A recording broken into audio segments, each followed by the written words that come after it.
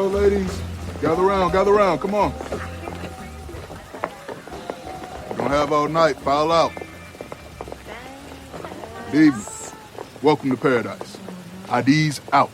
If you are here in response to the video shoot, please proceed with your Ethiopian passport to the photo booth to receive your name tag and your costume. This is a residential home. Keep booties on at all times. These are marble floors. By the way, Happy New Year. Happy New Year! All right, who's first?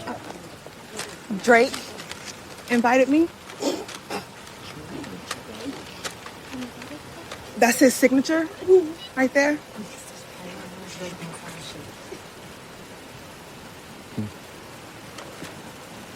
Can I just... No, you don't have to call him. I was supposed to be here, not you! I was invited! I swear I was invited! You the best! And now that it's over, I'll never be sober. I couldn't believe. And now I'm so high. And now I'm so high. And what is happening, everybody? It is your boy Blake, Money Blake Weather. Welcome to another episode of the Unfiltered Bachelor Breakdown series. We are breaking down Atlanta Season 2. We are on Episode 7, Champagne Papi. And let me introduce the panel. You guys already know me. I'm the Mike Jones of the podcast world. It's Blake Money Blake Weather.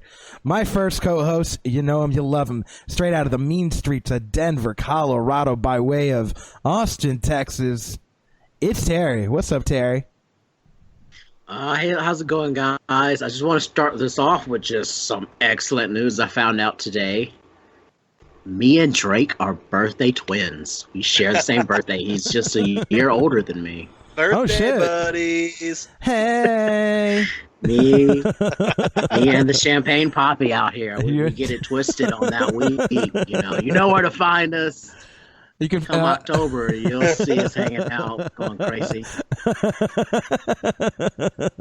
I was just gonna be like, you can find them in the 6 with their woes. Our next co-host, you know him, you love him. He represents all of the white people, and we're still at peace. Guess what? Don't shake his hand. No. No, we're not at peace. Not all of them. No, fuck no. Do you know how stupid they are?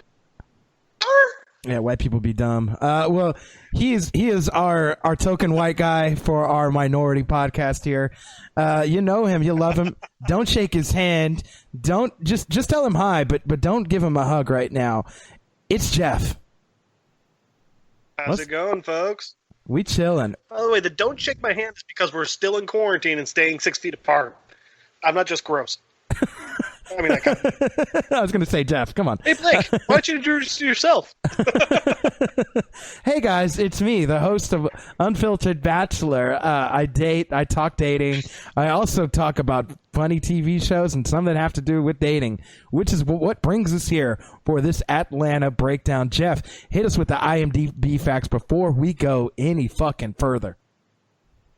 All right. First and foremost, IMDb rating 7.5, the lowest rating of this season. And hang on real quick because I want to do a quick double check. Excuse me, the lowest rating of this series. Oh shit! Seasons 1 and 2, never been lower. It's a what? Director of this episode, 7.5. That is the lowest of any Atlanta episode, seasons 1 and 2. Director, we got Amy Seimetz. And we've got one piece of trivia this time, and it's a really crappy, lame one. Van and her friends go to Drake's New Year's Eve party, hoping to meet him. Or, I'm sorry. Goddamn, I'm stupid. That's a plot summary. The trivia is, the name of the episode is the nickname of the rapper Drake. What a crappy trivia. Well, our trivia might be bad, but I bet you our top 3 is going to be pretty good. Terry, kick us off. I kind of agree why it's has the lowest rating. It's definitely not my favorite, so it's kind of hard to get a top 3 on here. But looking back, I have to say, just gotta love that creepy bus driver at the very beginning. Let's start off going to a party with a bit of possible kidnapping. Just, that guy would have fit perfectly in a Hostel movie. Home.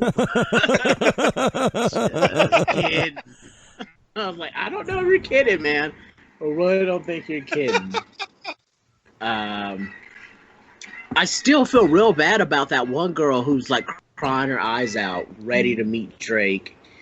And they didn't let her in. Like, why? She had that letter from Drake. Why didn't they let her in? That was his signature. That was his signature.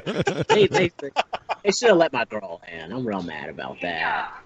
And we also get to see another bad core value that's just being added to Van.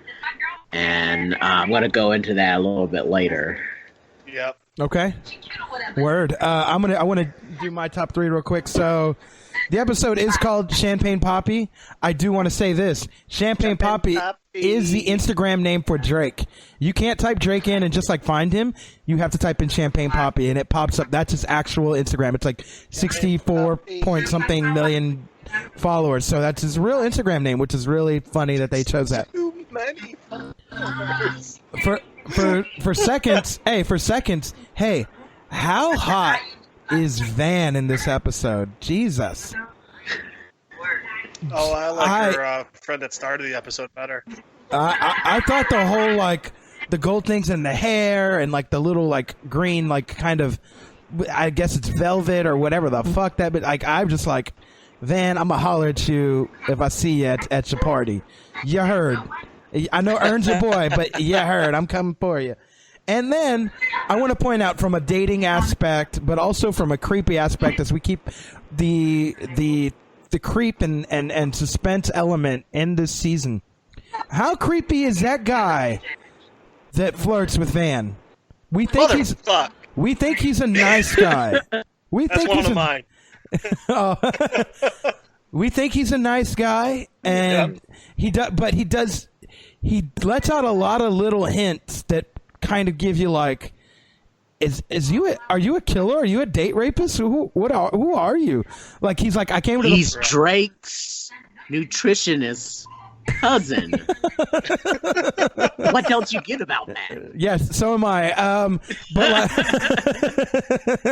But like, he got to the party early. He knows the lay of the land. Even he knows where kind of everything is. 8 o'clock.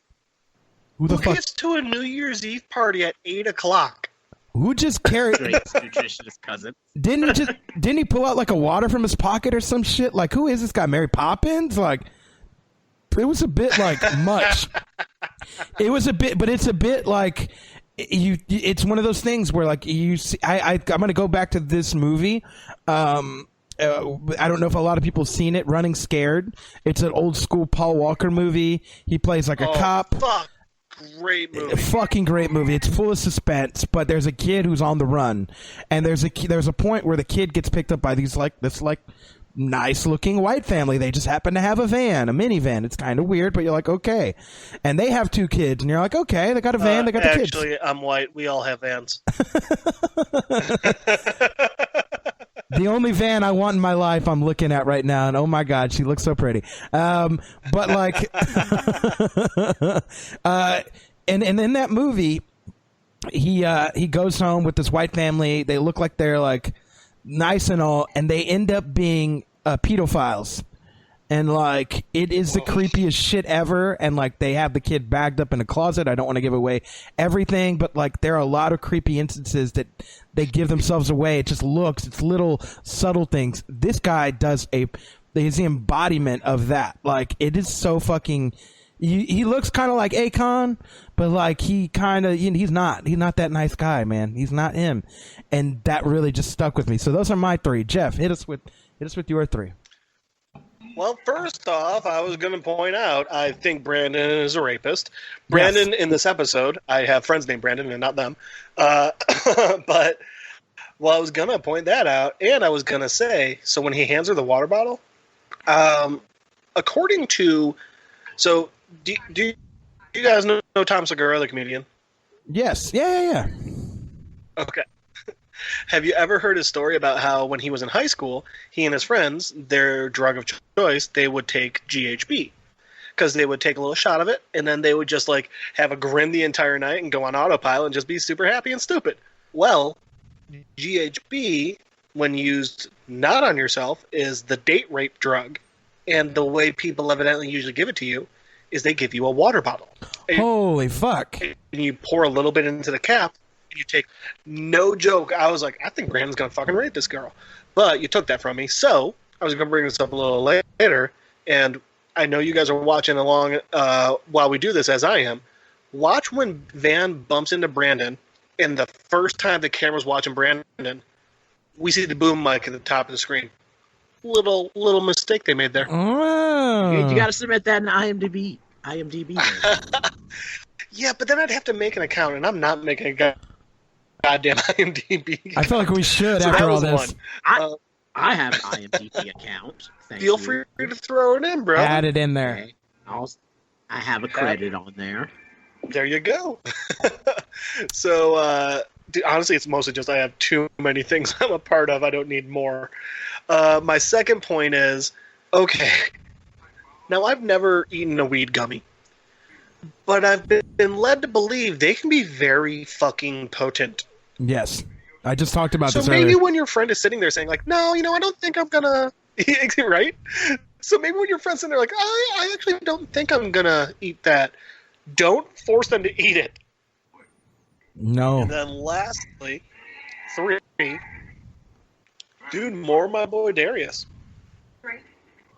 Darius calming the way too high girl down and bringing up the simulation theory, which, I mean, I know now, but the first time I watched this episode, I don't think I knew about it back then. So I think that Darius might have been the first one to actually bring it to my attention. I think that's another good trivia piece that should be added, is that bit of actual knowledge that Darius drops on us. Which is a highly accepted fact by scientists. Right. Which what? We really need to be working on that IMDb page. I'm with also, guys, Drake is not Mexican. Drake is not Mexican. Hey, you know what? We get to do our own experimentation with your second point about the weed gummy, because it's been like an hour and a half since I ate that one. Yes! You did it! But... So let the episode. Fuck, I laughed way too hard into the microphone there. Oh man! Also, by the way, Terry, your favorite part of this episode, that girl is mean mugging that white girl. Oh yeah. So much. Oh yeah. So I kind of want to dive deep into this. I feel like it's really not. I don't know if it's my place as a guy, but. Go for it. No, I feel like what this episode's trying to do with, with that white girl who comes up, and, she kind of looks like the stereotypical white girl, but you notice how awful her makeup is, right? And as you were saying, Blake, Van, they really, really, even like on dates with Ern and stuff, she doesn't, man, she is looking amazing. Yes. All of her friends are looking amazing. Yes. All of her black friends. Yes. So I feel like, is Amy trying to be like, instead of always showing, the same old white girl every time, look at these actual beautiful black women we have out here in the world. We should be using them as actresses. I think so. Is that what she's trying to do? So I got 2 points on that. My first is, it makes me sad because Van looks so good, and she's just doing it because she wants to get a picture to make Ern jealous. Come on, Van. Like, it opens with her watching his fucking, I don't know, Instagram or some shit, and seeing some girl playing with his hair, and she's clearly jelly as fuck, and it's like, man, you're so much better than that. But 2, I actually took it as, is that girl supposed to be? Is that white girl and their relationship supposed to be a reflection on Childish Gambino? Because Gambino's partner, I mean, it feels like calling her girlfriend isn't enough. His partner, his baby mama, she's white, and I feel like in one of his songs he kind of made a point about how like some people give him shit because like he's with a white girl. So I took it as that. Especially after she had her speech up, I was actually here with him throughout everything back when. Oh, and she goes, I was actually with him back when he did community theater, which what was Gambino was Donald Glover's breakout acting role, Community. Yeah. Oh shit! Yeah. And she's like, maybe I'm just a good person. Maybe I'm just a good woman. We love each other, Now, I just like the retort. What she said was, I'm also white. I don't have time for that. We ain't got time for that. And I was like, right. I can see it. It was such a I love the answer for that because it makes you think about the other side. Like when there's real life going on, when there's real Atlanta life going, like the world that we've seen of Atlanta, and we can only assume that's where Van's friends are from. In this world, you ain't got time for all this like, college shit and this all. Not even Earn has time for it, right? In this world of Atlanta, exactly. You have time, and I think Atlanta's a bigger. And the more and more I think about this, Atlanta is just maybe a metaphor for it's the black community, perhaps. I don't know. I don't want to speak out of place. Well, it absolutely is. You're not, because Gambino said, like, one of the points of Atlanta was he wanted to show white people parts of the black community that they just don't get a chance to see. Mm-hmm. And I think Atlanta's a pretty good place to show. I mean, yeah, it's a good catalyst for delivering this message, like as using that city as not only as a real place but also as a metaphor.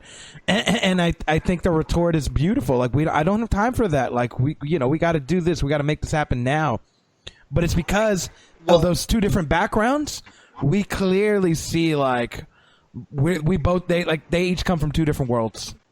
And it's if it's never made more abundant, it's the right. Yeah. The thing for me that I get out of this is, back in college when I was dating a girl that loved Sex in the City, and so obviously I got to watch that with her. There's an episode when what's the blonde that just loves sex? Oh, Samantha. What's that character? Samantha.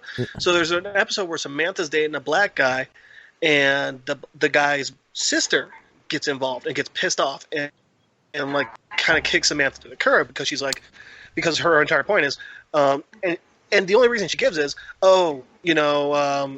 there's too many white girls dating black guys, we need more black girls dating black guys. And like at the time I was like, well, that seems super kind of fucked up, but this actually points out like this, they give a reason why, and that whole reason of like, I don't have that time. It's so interesting because one, clearly that's true, but then also on top of all of that, just the world we're in right now, with all of the protests going on right now, a lot of things that are happening right now are just like hey, maybe I don't. I live in a one-bedroom. I drive a shitty car. I'm furloughed right now, and it's like, yeah, but I have had opportunities and we'll say lack of fears that I can never understand that the black community deals with. And it's interesting because she's just talking about it and like, oh, you're dating this guy that I want to date. But it's a very, you can use it as a metaphor to understand other things too, and it's really interesting, Right, it cuts deeper than like just jealousy or maybe racism that you would see. It's way more than that, and that's exactly. She did. Damn, I don't really know why this episode's rated that low. I don't think it's that bad. I'd probably give it an 8. I would at least give it an 8.2 maybe. But like 7.5, goddamn. 7.5. Low. Man, I guess people aren't paying attention to this one, I love the line. Well, and the funny thing is, her whole like you've got more time. That's a throwaway. That's like a funny joke that happens in like 5 seconds of this little cuts, and it's like, that's a profound fucking statement, you Right? know? Exactly. It is. I love the line though in this thing where the white girl's like, maybe it's just because I love Devin, and she's like, bitch, I love her too.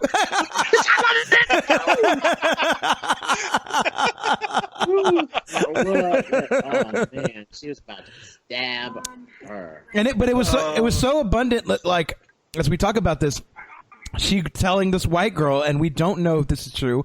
We only assume this, but like.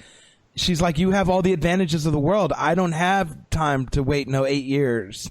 I ain't got time to wait on no star. You know what I mean? Like, the action needs to happen now, and it's just so fucking crazy. Like, I think I'm agreeing with you in that dynamic. That statement is so like that whole scene is so like it's so fucking like what's the word I'm looking for? Powerful. Like it's so fucking bigger powerful than it seems. Yes. Yeah, powerful. It's so fucking powerful. It says a lot about what we talk about in every episode, right? Like there's an undertone of race in every fucking episode that we have broken down, in every fucking season that we have broken down, and it's highlighted somewhere. It's not always the main staple, but we always get a chance to fucking see it, and this time we got to see it. So.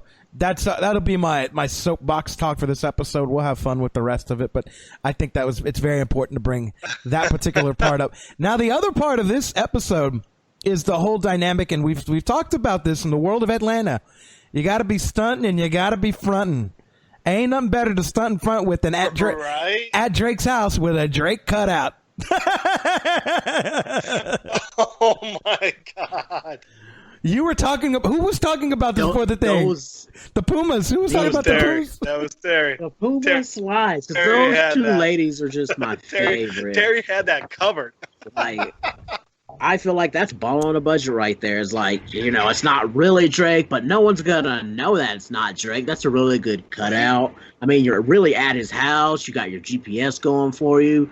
Like, that's what you came here for. You knew you weren't gonna go sleep with Drake. You weren't gonna become Drake's girlfriend. You were gonna go there, get your selfie with him. He's gonna say hi, maybe to you, and that was it. So guess what? Now you're getting that service, and also for only $10 more, because you're only paying $20.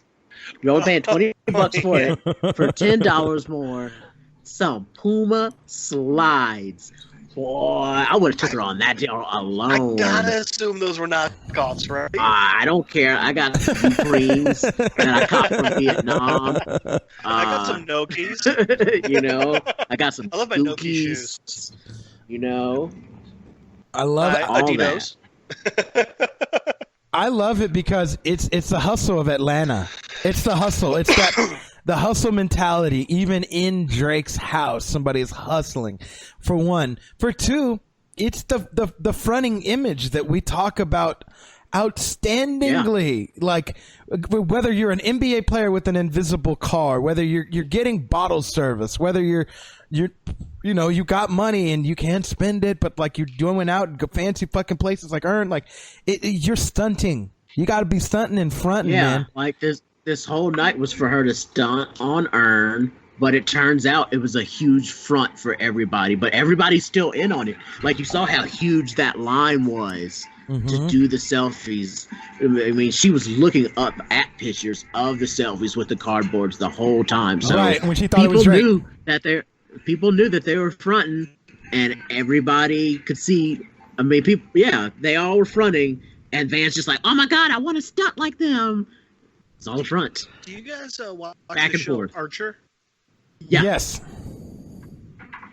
Do you remember the last episode of season 1 where Lana is like, everyone, just a heads up, I'm going to sleep with all of you in Cyril's office, and it turns out it's just like, pay her $1,000 and she'll say that you slept with them, and then Pam's like, wait, but aren't all the guys gonna know? And Lana's just like, they're guys, they're dumb. Just because the guy, wait, I totally slept with Lana Kane. Yeah, me too. It's like so the same thing. Yes. It is. It's exactly that. It's the image of creating the image. And I want to get to Tara. You brought it up. Like, this episode is all about Van, and it's all about her quest to outstunt Earn when he's not even trying to stunt. Like, he's just living life. And the whole episode is this whole quest from top to bottom, where she's not even thinking about her kid. She's not thinking about anything else. And so much so that in the scene when she meets, quote unquote, Drake's grandpa, that we don't even know why this Mexican's chilling in here with the fucked up TV. We have no idea. I'm sure it's some sort of metaphor alliteration. But in Spanish, he tells her something to the effect of like, what you're looking for, you're so close to finding it. You're so close to finding what you're looking for. And like, she doesn't understand him. He says Drake took a plane. Yeah, but like, when the subtitles that they don't use for him, like there's an instance where like he says something to the equivalent of like, you're so close, like close to what you're looking for, and it goes, I think, hand in hand with the whole journey of a quest. Like, she can't understand. It's like was it you, Jeff, that talked about the Twilight episode where like there's no people and the guy wants to just read books and he breaks his glasses? Yeah, the guy who's trying to read a book and then breaks his glasses. It's kind of like that. Like, yeah. It's similar in that regard. Like, she can't understand what this motherfucker's saying to get any closer to her fucking quest, I guess is the point. Right? Like, she has no idea. She even thinks that like Drake's Mexican by the end of the episode. You know, I'll be honest with you. I Googled it right after the first time I saw it. I was like, is Drake really Spanish? No, he's not Mexican at all. Just want to let y'all know that. No, he's Dominican. Is he Spanish? I don't fucking know. Is he Mexican? Spanish, I'm guessing. He didn't speak shit. He don't speak Mexican for shit. But it's so funny. Like, there's a Mexican flag in like the episode or whatever. But I just thought that this whole quest of Van. Yeah, the Mexican flag still throws me. I think it is to throw the audience. Like, are we to believe that Drake? It's a good throw. And then the end of the song. I was like, wait, did he really record that and sing it in Spanish? Right. No, dude, I could see him doing that as a favor to Gambino. Yeah. I feel like if Gambino calls you up and he's like, "Hey, I wrote this song for you. Can you sing it?" I feel like your answer is, "Fuck yes." Yes, I can sing it. I know all the words already. It's an episode about partying in your empty house. I mean, he had to say something about it. He kept using his name over and over. He had to. I mean, I'm sure he's watched the episode. My question was, right? Does Drake actually have a house in Atlanta? I believe it. I believe he has a house probably in Atlanta. I would too. Probably probably a condo in Houston. Probably for sure a house in Toronto. Probably one in LA, Miami. It's Drake, bro. He can buy all the houses. You know how many followers he has on Instagram? All of them. It's insane. It's at 64 million. Fuck, that's insane. That's insane. But and so I think another thing too is real quick as we touch on Van's quest is like, we start off with this idea like she's on it and we're happy for her. And first of all, as we start off, that fucking pizza guy, am I right? The fucking this pizza has to go inside him. Not like this needs to go inside the house, or it has to go get to him. I gotta get it inside him. Yes. Oh my god. There's no way that guy didn't spunk on that pizza. You need to put him on. I was gonna say, of the side characters that we meet, like all this like random side characters that we meet, like that's one of my funniest ones. Just this random pizza guy who happens to know that Drake's is having a party and that the van is taking them there. Now, the second thing I want to point out, well, two things I want to point out is the continuity. Well, he knew about the party because everyone on Instagram was posting about it. Oh, okay. I didn't. Yeah. Okay, yeah. It makes sense. That makes sense. And then the second thing I want to point out is we know, like in continuity as far as calendar goes, it's now New Year's Eve, so perhaps it was December in the episode that we just recently saw with what's his name, with Darius, right? Like, so perhaps it was December. They're going kind of month by month. With Teddy. Yes. Call me Teddy. Yes. And then the other thing I want to point out too is this really is, as we touch on more and more like the horror and scary elements, how many movies do we watch where it's like 4 girls go into a house and it's haunted and you know what I mean? Like, the setup for this, it seems like a scary fucking movie. 4 girls go into a house. I took it the other way. Really? I didn't take it as like something's haunted. I took it as the humans are the scary part of this. Like I said, I thought Brandon was going to straight up rape Van. No. We find out that the humans are the scary element, but like to think of the major aspects of this, it's 4 girls going into a house where they don't know anybody. This van is fucking creepy. Like the setups for all these things. It's like it's Teddy, fucking scary. Teddy. Oh, go ahead. God damn it. Like, Teddy would just fit into this episode so perfectly. I mean, he could just be walking through the party like, welcome to my home. And everyone just, hey, what's up, man? And it's just like, this is like, it's like if Teddy hadn't died in the last episode, you just expect him to walk in on this episode, you know? For sure. You know who could have also made a cameo in this episode? My man Zan. My man Zan, yes. Like, what? It seemed like a perfect episode. Zan should have come in. No, I'm saying who should have. Should have. I wish. Maybe I need to rewatch it. Maybe he might be in there somewhere. You know what? So probably not. But I wish. You know what? I'll bet you if we see him, I'll bet you Van's girl. You remember in the beginning, she's on her Facebook Live or whatever. What if Zan's one of the comments? Oh my. Right? We need to check this. I gotta go look at it again. Sorry to make you do that research, bro. No, I love it. No, I want to see that because I want, I feel like, on the X-Files where you're looking at Mulder's desk and she says, I want to believe. Dude. I want to believe in Zan. Oh, man. Hang on. Hashtag Zan life, man.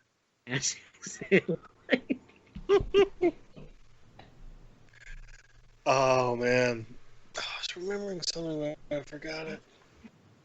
That happens often. I gotta stop drinking during this shit, because I keep forgetting what I was gonna say. I get to a point on edibles where I get like a little hyper. On that note, who else would we love to see in this episode that's not in this episode?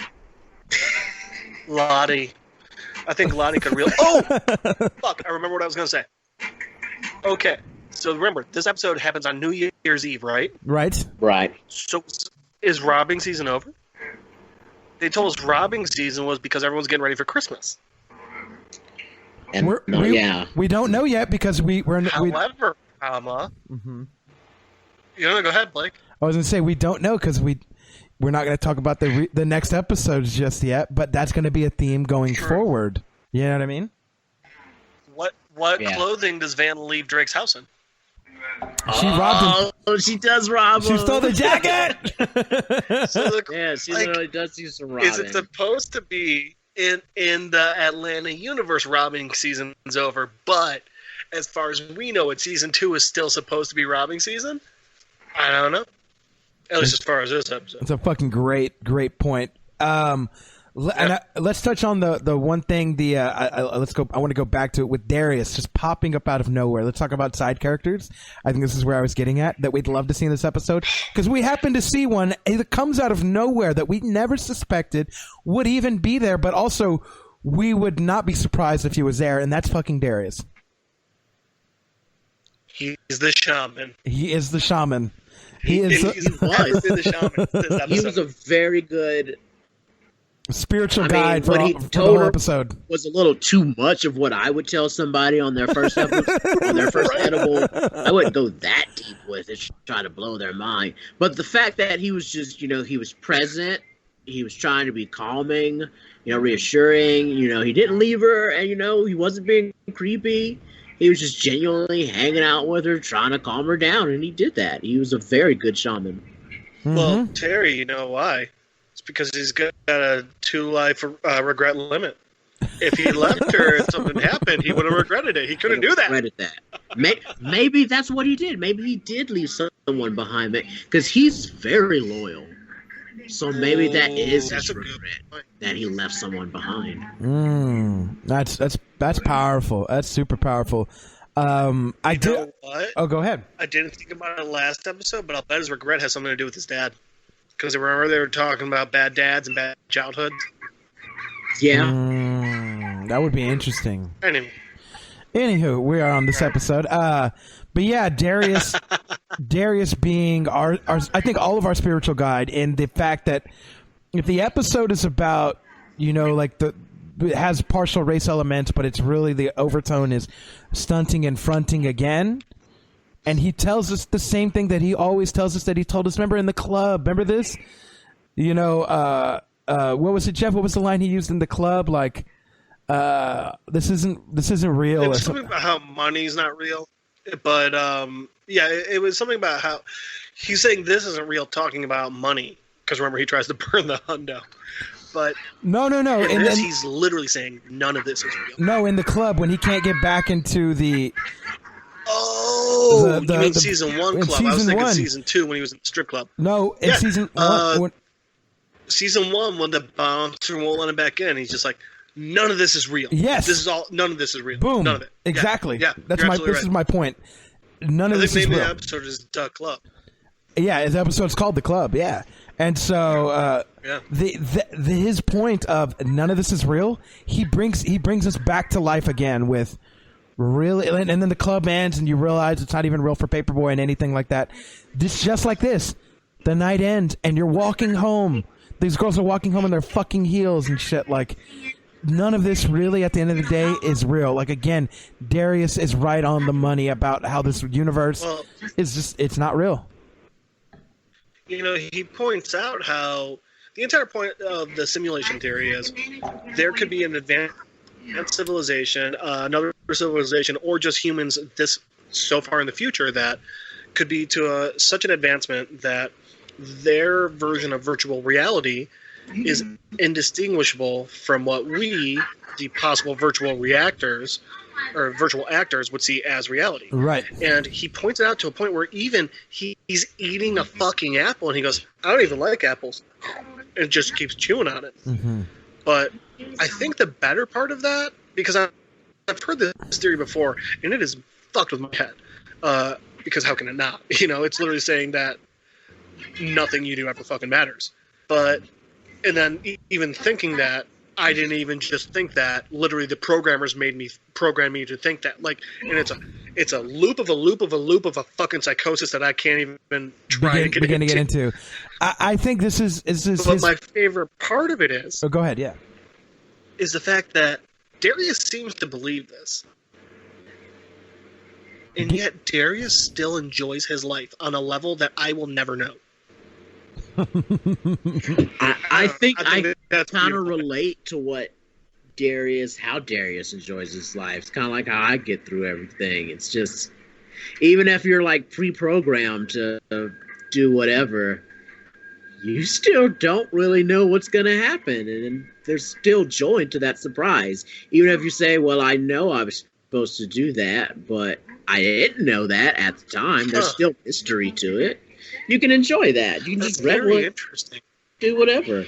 If nothing matters, have fun with it. Be happy. Nothing matters. Why not? You know what? You know what I just thought? Oh, this is real interesting. The simulation debate, if you think about it, the simulation theory, I should say, if you think about it, is that different than just believing in God and religion? In this case, the difference is, say you believe in science and you don't believe in God, but you believe in the simulation theory, then the person creating the simulation is your God. Basically, yes. Have you guys seen Devs? No, I wanted to watch it though. I started watching it. I haven't finished. Okay. Nick Offerman, love him. You can spoil it for me. Maybe that should be our next one then, if we want to talk about the God of the machine and everything, and things being a simulation. Can you do you have a choice, or are there multiple universes where you just so happen to be in one specific one, and for every choice you make, other stuff just happens? Yes, exactly. That's what Devs is basically about, and quantum computing. Might be our good next one because it's only one season, so I'm okay with breaking my brain, guys. I'm just saying. Yeah, I still don't really understand most of it. Well, let's get back. I want to get back to the episode real quick though before we go too far off track with fucking multiverses. Right, we were talking about Atlanta. We're talking about Atlanta, this universe of Atlanta. Real quick, Blake, real quick. This is what happens when we examine Darius.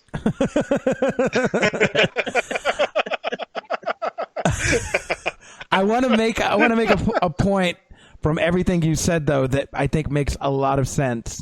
And what I'm about to say, I think he was trying. If we believe the fact that what Darius believes, and I don't think this is his first time doing it, what if this is one of those times where he's literally trying to break the fourth wall, break the characters out of the fourth wall, break the characters out of this universe and let them know this is actually just this is all controlled by certain. We found it. God damn. Yeah. Like these characters are in the simulation theory. They're literally in it. Yeah. But the creator, the simulator, is Gambino. Yeah. In this case. Damn, Blake. In this case. Well done, sir. Hey. I feel like I have to take back my earlier statement about this being a bad episode. I guess I was not paying attention at all to it. And now I have it on in the back. I'm like, oh, man, you guys are right. Because another part is when he just addresses the girl, you know, about the simulation and about just being the literal metaphor of just people being fake. You know, the girl's dancing and it's like, is she real? And he goes, yeah, she's real fake. Yes. I'm just like, yeah. Yes. How about this? I got another one to drop on you. You guys are aware of Deadpool? Yeah. Yes. One of Deadpool's big things is he breaks the fourth wall. Deadpool knows he's a comic book character. He knows he's in a fucking movie. Gambino wrote and animated, but it was not picked up, an episode for Deadpool. Yeah. Because he wanted to make a Deadpool show. So he knows how to break the fourth wall. Yeah, and I think he does that very nicely with Darius. And Darius is our quote unquote savior even in this episode, which is why we see him sitting on water. He's standing on. Like, if you're gonna keep dropping these bombs on me, I need to be more sober. Yeah. Damn. I think it goes deeper. I think he's trying to be the Morpheus of the episode and break the characters out of the Matrix. But they pick up little hints. They don't all listen. It's A-okay, but I think this episode it deserves a lot more praise than it's gotten. I don't know. I don't want to get too further deeper than I've already gotten because I feel like that's pretty deep. Let's start to round this out, folks. Any closing thoughts? Let's go with Jeff as we round out our closing thoughts. Oh yeah, ask me for my thoughts right after you put a fucking metaphorical bullet through my brain. So, all right. Something I like about what we're doing here with the breakdown and everything is, so it makes me take a step back and look at these episodes much more in depth, much more analytically. And the thing is, I sometimes wonder if so it's so interesting because we get the episodes where it's like, oh, that's blatant racism. That's bad. But then sometimes you get episodes like this where we see like these little micro racism aggressions. And I wonder if these one, if we weren't doing this series, I don't know if I would have noticed them. But because I'm noticing them, I feel like they're somehow hitting me more. Well, not somehow. I know exactly how. I feel like they're hitting me more and they're becoming bigger realizations because as a white man in America, these are just these things that I don't see and I don't realize, like, oh, hey, that thing that you've never noticed about your life? Yeah. That's where racism comes into effect. So I love that we're doing the breakdown because it's making me realize all these insane things. Yes. Yes. In the words of that girl on the pool as she's talking to Darius, can you help me stop thinking? Perhaps. Terry, hit us with your final thoughts. Final thought is what I said at the very beginning.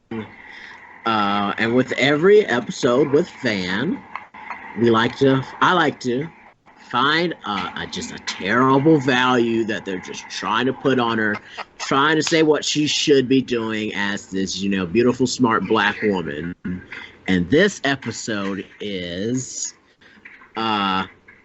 meet someone who can get you to meet other people who are famous. Start small with a small famous guy. Because her friend... Are you ready? Because her friend was dating that guy DJ, who was the tour barber for Drake. But it's also an actual and how DJ. much she didn't like him, and they didn't do anything. Yeah, he's a DJ. But she was using him to get to all these cool parties. Yes. And when she found out Drake wasn't there, what was the next cool party she went to? The T-Pain New Year's Eve party. She went to T-Pain party. So basically, she's like trying to encourage Van. It's like, well, don't try and date someone famous, and this is how you do it. You kind of meet somebody who's like, be a star fucker. You could be a star fucker too. You don't have to be a prostitute necessarily. Just you gotta start small, Terry, and then start dating. The last Van episode was about that too. Holy shit, dude! That's the episode where she smokes pot, and remember she's hanging out with her friend, who we later, because of you guys, I realized is actually quite clearly a prostitute. Yeah, but her friend was like, "Oh, well, I can hook you up with like one of the Hawks. I can hook you up with one of the Falcons," and like, yeah. Dude, are Van's episodes only about star fucking? Well, they're always about just what bad stereotypes smart black women get. I think it's about how to succeed in life, instead of actually just the traditional sense of succeeding, owning your own business or something like that. It's always just do this, use a man or something like that, or just accept that you're a baby mama like at Helen and just wear that proud or something. Just every episode with Van. Like, hopefully, we see Van finally. Hopefully, next season I want to see Van grow and in the words be of her own woman. In finally, the words of Greg from Juneteenth, it's the struggle. It's the struggle. It's the struggle. It's the struggle. I mean, you see how hard she has to struggle with. Because, we talk about, what happened to Ern, and, he had to drop out of Princeton. What was Van doing? She probably had goals and dreams and shit, and having that baby fucked up her shit, too, just as much. Well, wait. Van's graduated college. You can't be a teacher. You can't get a teaching certificate unless you graduate college. Right. And you can't lose it unless you smoke pot with your prostitute friend. Yeah. I want to touch on Terry's point. I think it's great that they try to introduce these tropes, right? These classic stereotype tropes. Yeah.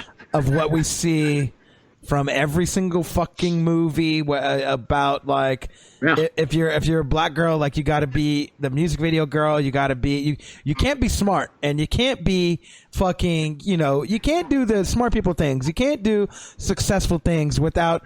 What we've learned so far. What have we learned so far about the people that she hung out with? Solo.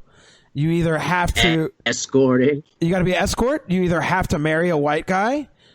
You either have to fit in with white people, like her friend, Christine from Helen episode. Or in this one, you have to be a star fucker. Without that, you're not going to make it any bigger than you are. I'm sorry, Van. Boo. Yeah, it's you're so just sad. a baby mama. It's so... Yeah. You're just a fucking baby mama. And it's so fucking sad. They should really know their place. I'm joking. I don't believe that at all. Please don't. Please don't cancel me. Please don't send us hate mail. Only Jeff. Yeah, that's fair. Actually, remember, I'm the one that always brings up the point about Van. Me, Terry, the black one. But Blake, to compound on your point, this is actually something I noticed earlier. Look at how amazing Van looks in this episode, and before he creeps the fuck out. Look at Brand. He's wearing jeans, a white t-shirt, and a shitty hoodie. All the guys in this episode are dressed casual, and all the girls are dialed up to the fucking nines, man. Because they're all looking for Drake. They don't give a fuck about the fucking Brandons of the fucking party. Yeah, they're trying to look for Drake. They all trying to look for Drake. I don't know if Brandon hadn't fucked up and creeped out, I think he could have gotten it in. Brandon probably picked up somebody because he's like, "Oh, you're Drake's cousin's nutritionist. That's a couple steps away from. That's closer than I was to Drake to begin with. So now I just got to work my way up, and that's the stereotype. 3 degrees of separation right there. That's the one. I might be wondering. I think I might be only 2 degrees from Drake, maybe. I feel like you're a lot closer. No, I think you're right too. I could be 1. I'm working with some cool people. Well, Drake's. Can you guys also imagine having a house so big and a party so big that people at your house have to have a fucking wristband?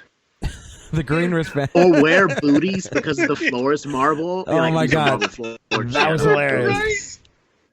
That was fucking hilarious. Well, yeah. On my, like I said, on my parting note, I definitely agree with Terry, and I definitely do think that they trying to trope Van, and she's very much, I think, the Darius of her own world. She never fits in quite where she needs to, quote unquote, fit in this universe. We still have her finding herself, which I think is a fucking beautiful thing. Darius is fucking amazing. I think this fucking episode should be a bit more praised than it is. And yeah, man, I'm looking with the knowledge that we have here. I'm just going to say I'm looking forward to the next time that we have interaction with Van on the show, given what we know now and the relationship. I think that where we see clearly her and Ern are at. It's been months and she's still checking his shit. There's nothing as somebody that hosts a dating podcast. Oh, hang on real quick, Jeff. As somebody that hosts a dating podcast. You go. You always like. You hear, and I'm guilty of it too. When you break up with somebody and you don't see somebody, you still check it. You still trying to check their shit. You still wonder what the fuck they doing, and you still know maybe they're checking your shit, so you want to go do some fine shit. It's that whole jealousy plot line yet again, and she's still not over Ern. She's not over Ern. Oh so God, no, not even a little bit. Go ahead though. Go ahead and close off the show, Jeff. I was just going to point out, so the girl that we see Ern on the top of the episode in the video with, I'm like 87% certain that's not the same girl from the Juneteenth episode. No, that's not the same girl that Van's on its own. Yeah, that's definitely a different girl. That's a different girl. That's a different girl. Which I think is getting her even more. Also, we actually don't know if they're doing anything. That girl's just playing with his fucking hair. Doesn't matter, bro. Yeah, it doesn't I matter, know. man. It doesn't matter. It doesn't matter. I know. That girl could be touching like his if hair. Van was in a rational state of mind, she would have thought that. That girl could be touching his hair on the Snapchat, touching his pee-pee when they're not Snapchatting. You know what I mean? You don't know this. And that's what goes through the other person's the other person's mind state. You're not thinking clearly when you're still hung up on somebody's feelings. And so I think shit, if she was thinking clearly, she would be looking that shit up, right? Maybe, or she wouldn't be going out to go try and get a picture with Drake to make Ern jealous. Who knows? That's the point of this episode. I love breaking this episode down with you, Jeff. Where can people find you on social media if they want to send all the hate mail your way? I don't know. Try Facebook. Facebook's great for hate. Find me there. Otherwise, stand 6 feet away from me in public and yell at me while you're wearing a mask. I don't give a shit. That's right. Terry, where can people find you on social media if they want to holler at you, man?